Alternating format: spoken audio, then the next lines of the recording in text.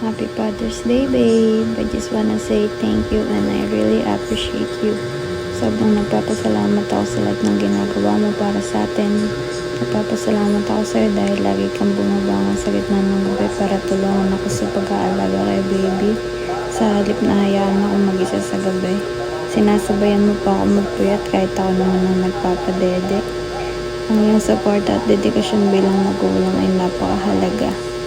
Ang pagiging provider mo ay isang malaking tulong sa atin mula sa pagbili ng mga gamit ni baby hanggang sa mga pang-araw-araw nating pangangailangan. Hindi lang yun, ikaw din ang gumagawa ng mga gawaing bahay, pagluluto, paglalaba at paglilinis ng bahay.